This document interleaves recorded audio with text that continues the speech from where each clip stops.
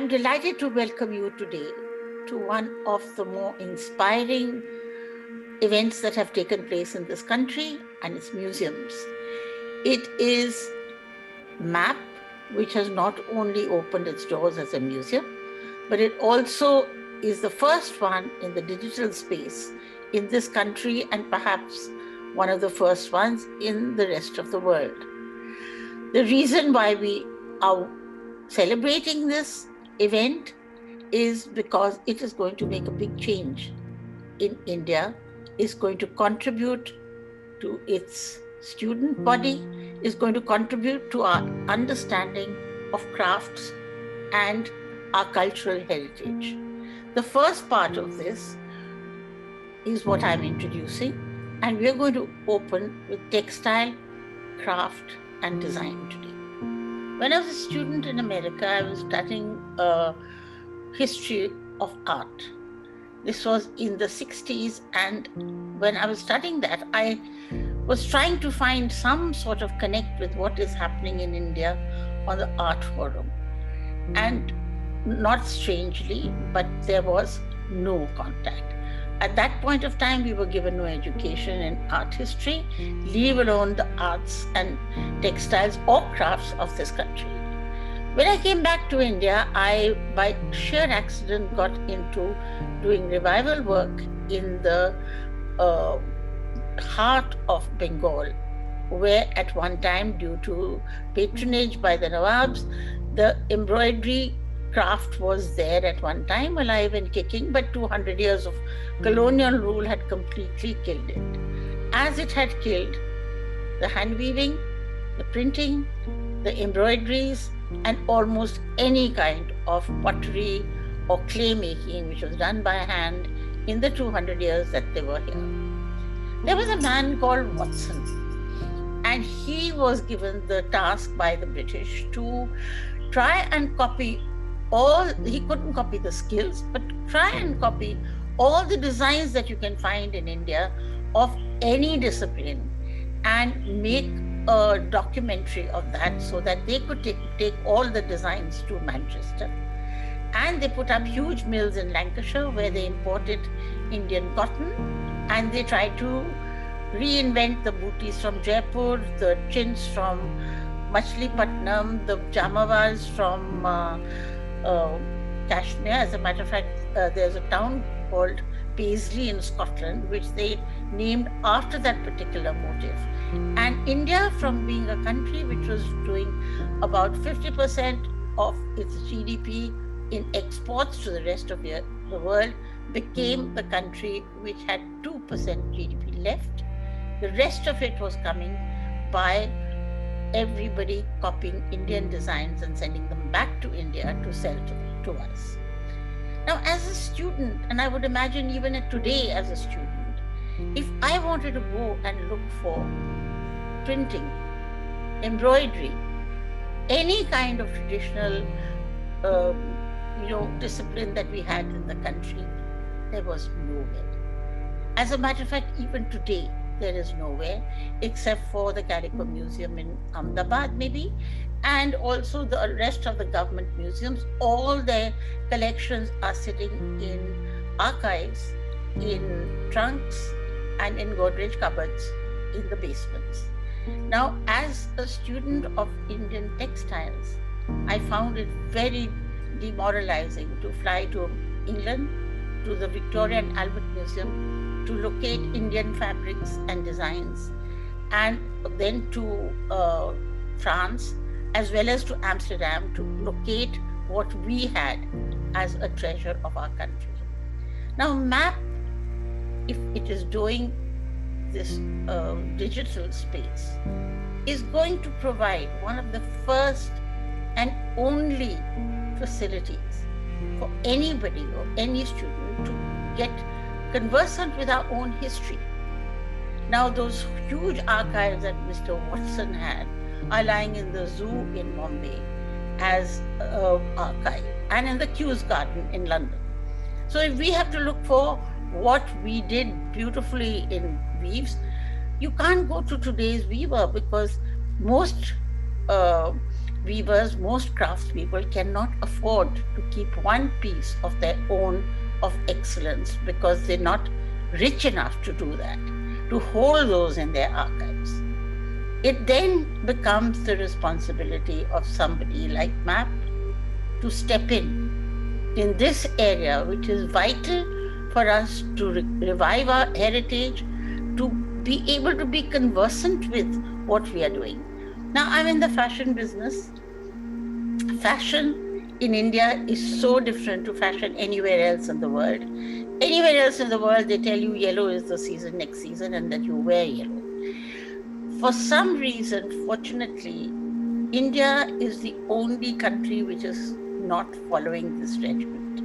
And that, I think, we are fortunate because we have a huge lot of crafts in this country on which the entire fashion industry and the big fat Indian wedding depends upon. Whether it's in embroideries or prints or weaving, we are not wearing white gowns, we are wearing something that comes from our own ethos.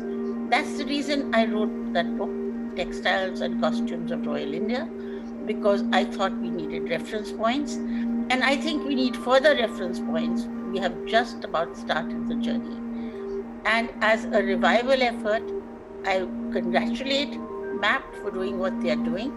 And I hope the archives will be open to a lot of people who need this as education. Thank you.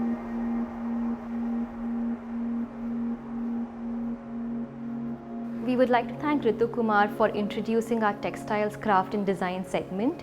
I will be discussing 8 highlights from MAP's collection. All the artworks are at the intersection of craft and design, so it is one of the only classifications where art is sentimental while also serving as a functional object.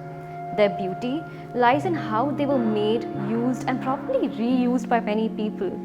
Although most of the objects were made in the 19th and the 20th century, their craft originated thousands of years ago. Included next to these beautifully designed objects are embroidered, woven and painted textiles.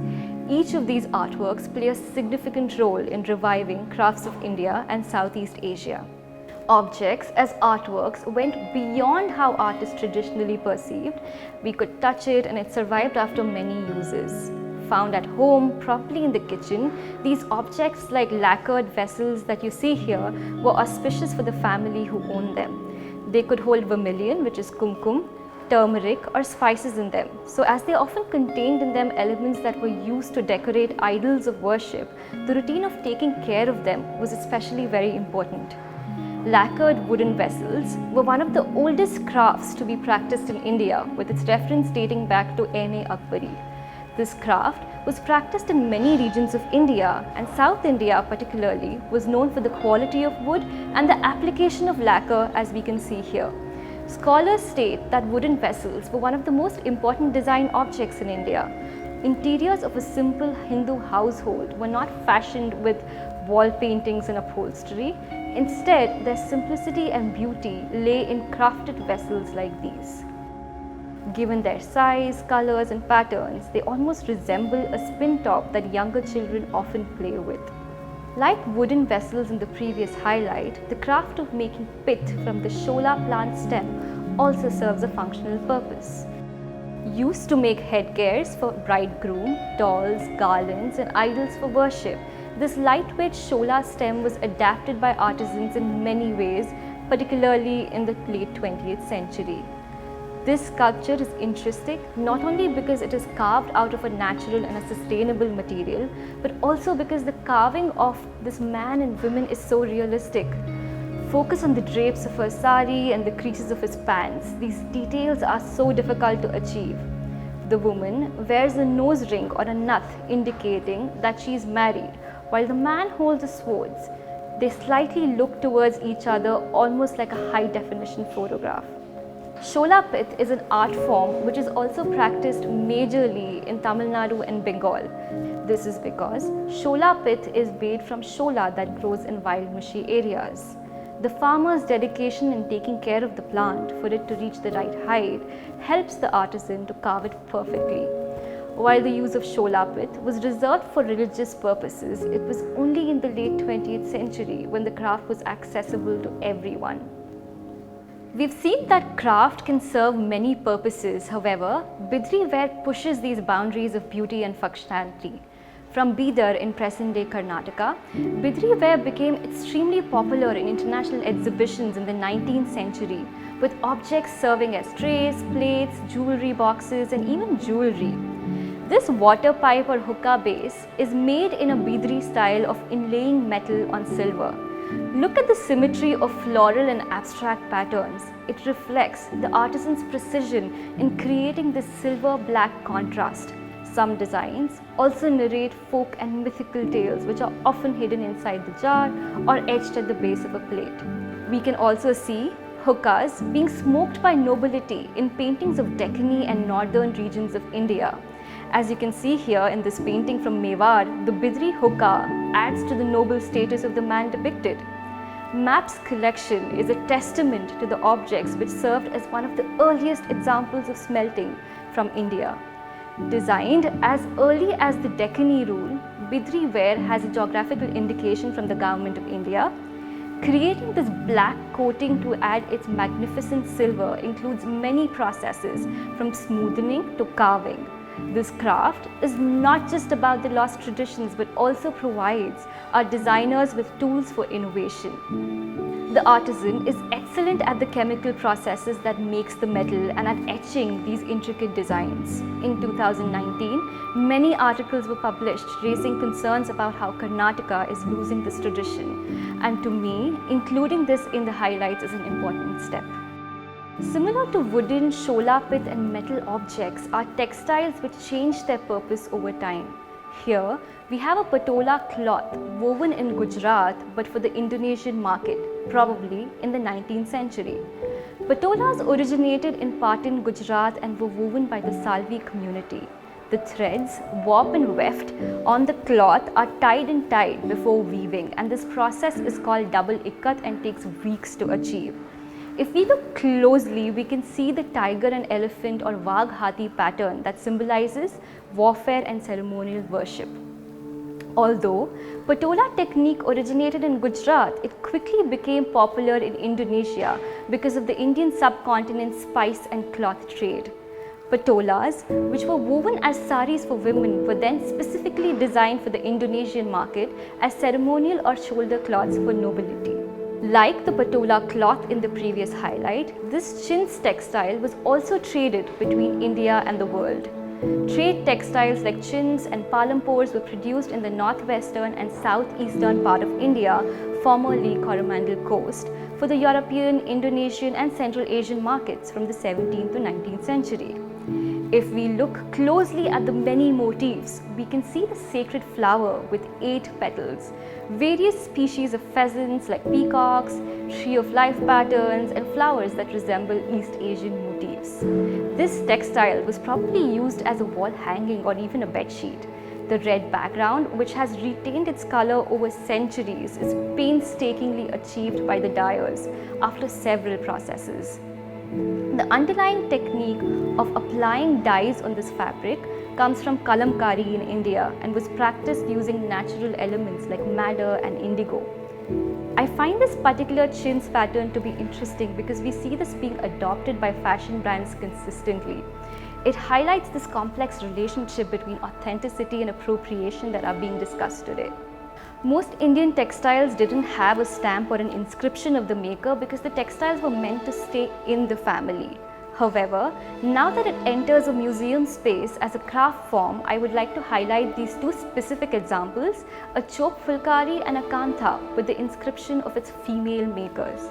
Traditionally practiced in the household and made by one or many women, each stitch, material and color holds a special significance. In Punjab, chop fulkari shawl was worn as a head cover by the bride on her wedding day. Look closely on the bright red khadar and you see little pink stitches made in the center. These stitches might have been made by the bride's mother, grandmother and aunt as a legacy for the bride to take into her new life. Women in Bengal express and shape their personal identity by embroidering on rags of cloth or kantha. Every kantha is converted into an accessory which further becomes a keeper of women's secrets. Kantha as an art form is special because women sit together and communicate with each other by perfecting this Kantha stitch. They complete each other's doodles, plan symmetrical flowers, and openly depict their hopes and fears on a cloth. Kantha is powerful. Every motif, stitch, colors of the thread, and technique has meaning. Notable art historian Stella Kramrisch observes that the 8-petal blooming flowers in a Kantha has an entire universe contained in it. This Kantha quilt is immensely creative. See how the maker, Bhomik, combines angels wearing saris, women grooming themselves in this Kalighat style, and lions resembling coats of arms.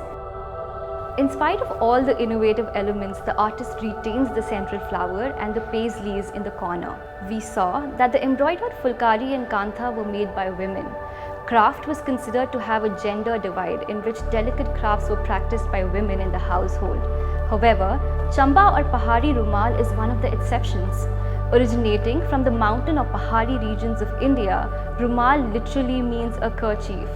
It is embroidered on both sides of the cloth, and the stylistic features were associated with popular Indian painting traditions of North India. It is used for many purposes. It contains social meanings and yet is often overlooked as a key accessory. Often found in square and rectangular unbleached cotton with embroidered, naturally dyed silk threads, Pahari Rumals were collected and passed down across generations. These vibrant kerchiefs were auspicious and are depicted in drawings in which women hold a plate with the covering of Pahari Rumal. We see scenes of Hindu god Krishna's power, love, and devotion to dance, worship, and music in these kerchiefs. Scenes of Krishna's daily activities are fascinating to spot in textiles because they provide a context of how people express their identities. The musical performance by the Rajeev Raja Combine is an original composition by the band called An Ode to Krishna. It explores various rasas such as playfulness, beauty, adoration, and celebration. A classical yet contemporary tribute to one of the most beloved gods that responds to a selection of Pichwais from the Maps collection. Art at its most basic level is a form of self-expression. But at a deeper level, it is the expression of an artist's soul, an expression of all that is beyond definition, of the sublime, of spiritualism, of love, of emotion, of a whole hidden world that is brought out for the world to see. And that's the meaning of art to me. How did I respond to the Krishna Pichwais paintings? Well, when I looked at them, I saw beauty, I saw devotion, I saw adoration, and also celebration. And when I combined this with my personal memories and feelings for Lord Krishna, I saw the need to express a certain timelessness that he represents, but at the same time, a very contemporary message that is relevant even today. So which is why this composition has elements of classical music and at the same time a very contemporary feel also built into it. And I've called this composition Ode to Krishna.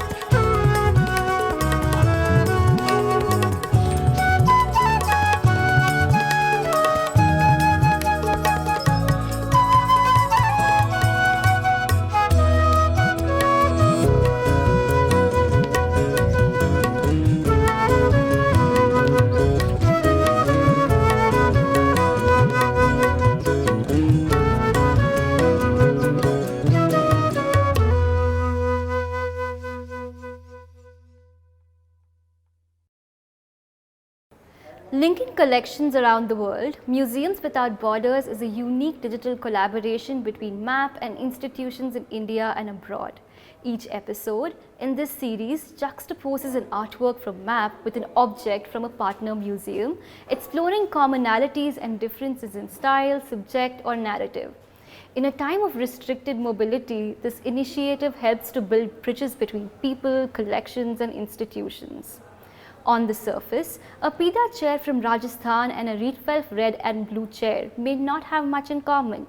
Yet, this video, in collaboration with Jochen Eisenbrand from the Vitra Design Museum and Divya Thakur on behalf of MAP, will unearth how two chairs from seemingly distinct cultures share structural and compositional similarities, from the emphasis on geometry to the seemingly transparent construction.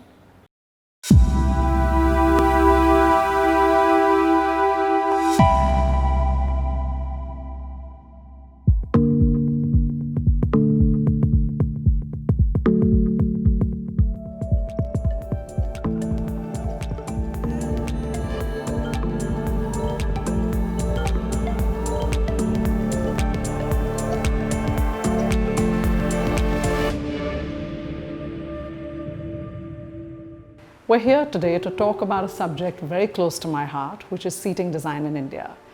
And we're going to be doing a dialogue between MAP and Vitra, which, as we all know, is an iconic place for seating design. Here we're going to be talking about an iconic form of seating, which is the low seat or the Pita chair. So welcome and come on in. So we're talking about the interpretation of this chair, why this design, why the low seat, why do we have low seating that existed in our country at that time. So really low seating came about as a manner of just giving a person of higher authority reinforcement. So if you were sitting with a group of people, which mostly everybody sat on the floor or a carpet or a qaleen, then you gave a person of nobility or a doctor or a learned man or a priest just an elevated seat, just slightly off the ground, to reinforce his authority. That's really the reason for this structure and this form. And the arcaded back is an exquisite feature here, and you'll see it across chairs at that time, which were, if you think about the throne, that is something that we've all seen. If you look at manuscripts, if you look at miniatures, they all have arcaded backs. I mean, the elevated seat exists just as an elevated seat or a stool. All our sculptures, think about the gods and goddesses across Ajanta, Buddhist carvings, all of it. You'll see elevated seats, the lotus seat, different forms of seating, and the arcaded back in some. So obviously in our chair, the Pita chair, we see a gentle recline, that is for comfort, because an absolute straight, which is a beautiful commonality with the red-blue chair. It's almost an identical form of recline, angle of recline. And yes, so that I guess is for comfort and also for perhaps for authority again. The red-blue chair by Dutch designer and architect Gerrit Rietveld is not your typical armchair. However, it has some of the typical features of an armchair. It has a low seating position, armrests, a high backrest. Still, it is an armchair really stripped to its main structure. It does not have upholstery, no textiles, no skin, no comfort really offered by any type of upholstery. It is a chair that is stripped to its main structure, consisting basically of two elements, slats and boards. 13 slats altogether, 6 of them for the vertical posts, 7 of them for the horizontal rails, and then 2 wider slats for the armrests. In addition to that, 2 boards, 1 for the backrest and 1 for the seat. So we talk about the production of this chair. So obviously it's a one-off, it is a handcrafted piece, and there are many similar kinds of chairs that exist in this form, and those similarities and differences would occur based on region and on purpose. So if you were creating a Pita chair in Rajasthan, it would be made from wood that was locally sourced from there. And if you were creating a chair in Gujarat, then it would use material that was locally and easily available there. And again, it would be influenced by cultural habits. So if you ate in a particular way or addressed an audience in a particular way, it would be designed as per that. So Joshen, the red blue chair by Riet Veld, why do you think he chose this color palette? What is the significance of these very strong colors? Looking back at the design of the red blue chair in the 1950s, Rietveld stated that he had also been looking at the color theory of Arthur Schopenhauer, the German philosopher who was himself inspired by the color theory of Johann Wolfgang von Goethe as an inspiration. Rietveld said that he wanted to create a chair out of the most essential elements in terms of geometric shapes, but also in terms of the essential colors. What do you know about the maker of your chair? Was it made by one person or were there a number of craftsmen involved? It is more likely that a team of people got together, and this is the result of a combined effort. You could see the jali work, the piercing, the woodwork, the jute work. It's a combined effort, as it has always been, and it's really a wonderful way of working. It's something for us to learn from, I think, even today. So Riet Veld is the founding member of the Desir movement. Now, what were the principles of it, and what principles do we see reflected in the chair? Rietveld's red blue chair is closely associated with Textile, the group founded in 1917 by Theo van Doesburg and Piet Mondrian, a group of painters, architects, and even a poet who were asking for a new art at the end of World War I, asking for a new art that represented a new world order opposite to the one that had created this terrible war and the destruction in its wake. One of the reasons the chair has been associated with Textile is the closeness of Rietveld to Theo van Doesburg and the Textile group, but most obviously the color scheme, because it corresponds with the color schemes used by the painters of the Textile movement. The chair did exist in many other versions. You have basically a four-legged device is called a charpai, and a three-legged device is called a tipai. And like that, you've got the choki, and you've got what we have here, which is a pira, also patla. So depending on the region, you have different names and different purposes. So according to the purpose, the object was altered and adapted to suit its primary purpose. So across Gujarat, Rajasthan, you will find different kinds of woodwork, different kinds of material. They vary just slightly based on what's locally available, what was locally available at that time. And of course, the way they lived or the way they ate, and whatever the primary purpose of that chair, as I said, was. Many prominent architects have designed chairs, and one has even famously said that it is more difficult to design a chair than it is to design a building. Now, what are the similarities between the two forms of architecture or design? What are the similarities between them, particularly in the case of the red blue chair? The chair is a very architectural chair because it's all about the load-bearing structure, which is not hidden. And because of those particular connections that Rietveld created, it almost has the appearance of an axonometric. The slats look like vectors in space that could protrude endlessly. The red blue chair is a wonderful example of how, in the history of modernism, art, architecture, and design have always cross-pollinated each other. What can you say about the ornamentation of the chair? Say the two bird-like ornamentations are at the backrest.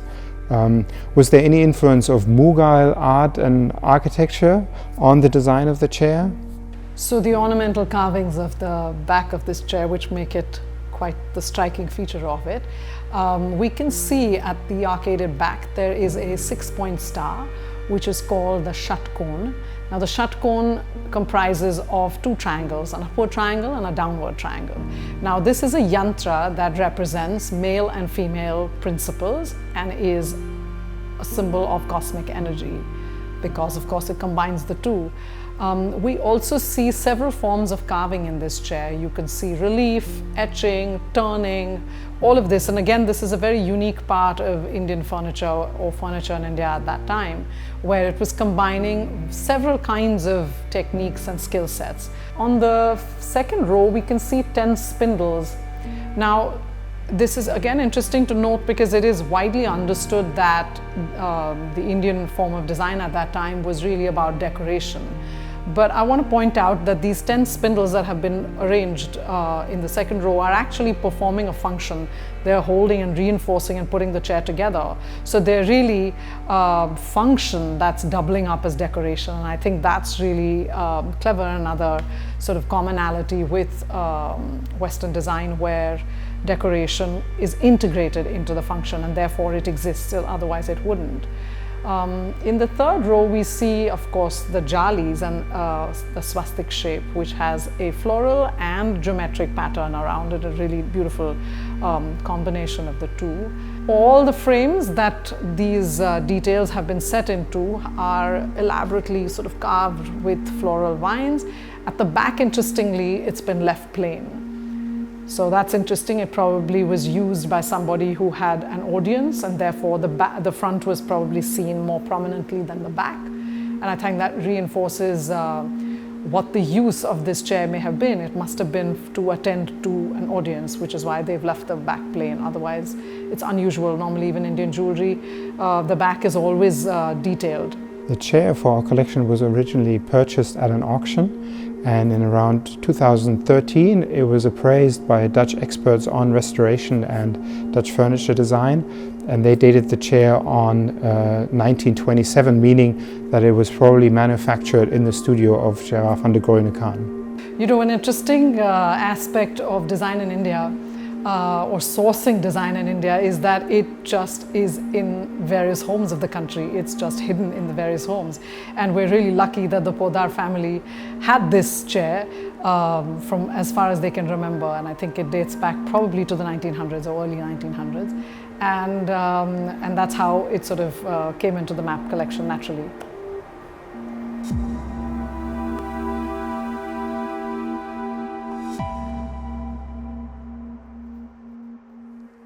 And finally, a word from our patrons whose support and guidance have been integral to MAP's journey.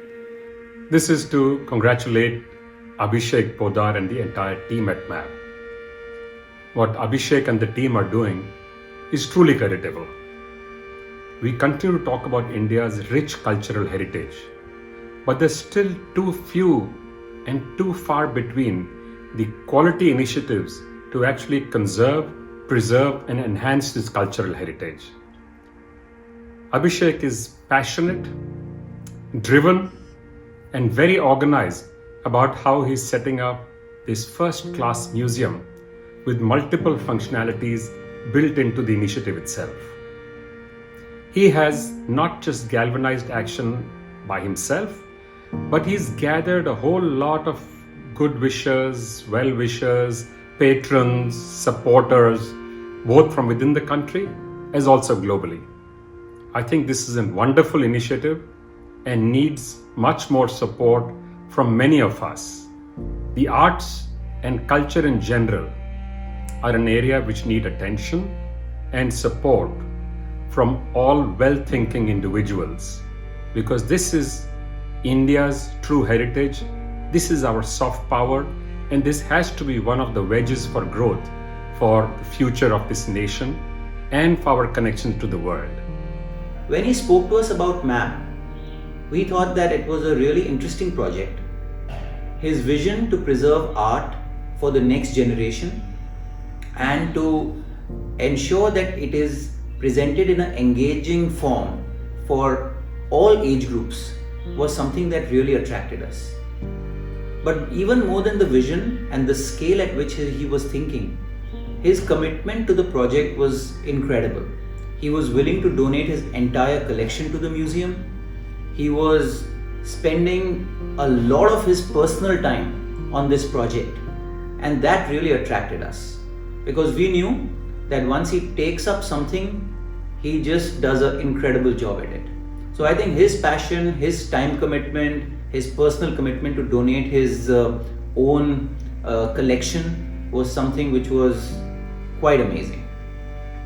And then we saw his persistence and his ability to attract people from different backgrounds to connect with this project. So I think a lot of credible, high quality people are associated with this project who are committed to ensuring that our art gets preserved and also transferred to the next generation. I think what also impressed me was his ability to adapt the presentation to a digital format. It is not just collections, it is not just great pieces, it's not just great people, but it is also the ability to innovate and engage younger age groups. So for example, even the launch is happening in a digital way. And I think the ability to adapt and innovate to changing circumstances is also something which makes us enormously believe and happy about this project. I think if we have to preserve our culture and our traditions, art is a very important part to preserve. Art is a form of expression of society. It is a mirror of society, and we have seen that as times progressed, a lot of these forms of art disappeared. And I think this is an amazing effort to preserve, protect, and present all the art forms and photographs in a manner which will make people engage with our heritage, understand it better, and also involve younger generation